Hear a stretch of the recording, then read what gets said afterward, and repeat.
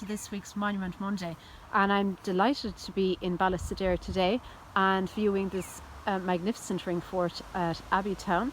And this is the owner, Martin Savage, and Martin's going to tell me about some of the folklore about this particular monument, and I believe there's a number of very good stories, Martin.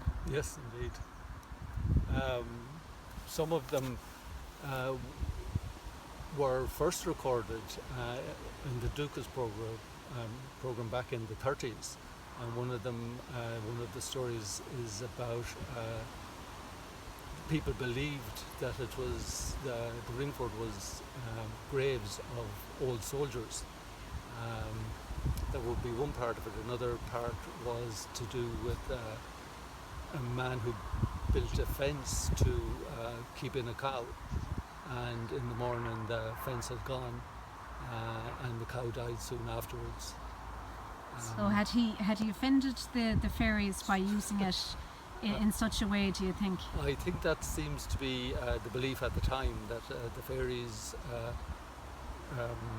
were not to be offended, and to appease them in any way possible, or not to offend them anyway, was the main thing. Yeah, and was this a long-held idea here about this ring fort, that that you wouldn't disturb anything?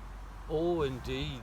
Well, not only this ring fort, but I think in general people were afraid to touch old ring forts, which probably accounts for the fact that so many of them have survived down through the centuries, because it is a long time ago since they were actually used as a fort. Yeah. And we have at least 40,000 of them on record in Ireland, and we have over 1,000 of them in this county, in County Sligo.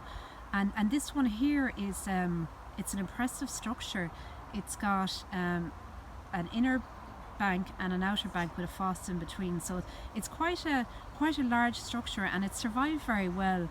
And do you think that the stories, as you said, have helped over the years, that that to stop any land clearance here or anything like that?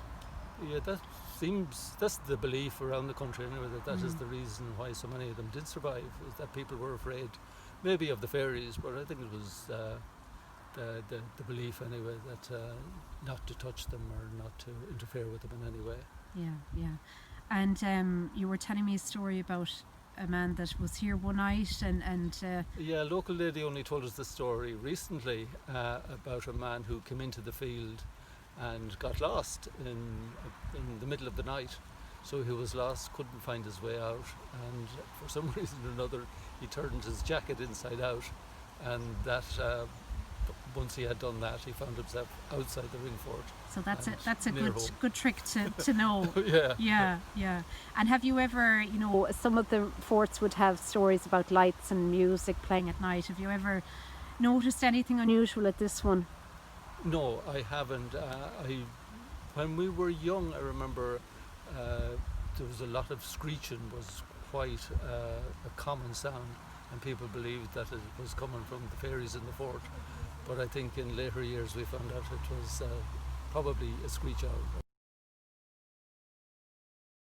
We're also joined at the ring fort today by Aisling Doddy, and she's a member of the Sligo History and Heritage Club. And Aisling is doing a very important survey at the moment to record the folklore behind some of Sligo's ring forts. And tell us a bit about how this is going, Aisling, or what you hope to achieve with this. Thank you, Tamlyn. The Folklore of Fort survey is essentially to kind of understand and explain why these monuments have still existed so long, because it's mainly the folklore surrounding these areas more than the archaeology that has caused them to be preserved for so long, and why there's so many of them. Mm-hmm. So obviously we can't quantify folklore in the same way as archaeology, so we're not trying to judge these stories, but what we really want to do is to collect and to preserve stories that would have been handed down from generation to generation, as well as more modern day stories that we don't always hear, because storytelling has become a thing of the past.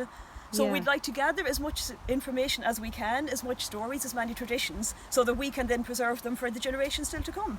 That's great, Ashley. So it's a very worthwhile project, and I'm going to put the link up under the video. So if anybody wants to do the survey, you can go ahead, and and Ashley's contact details as well.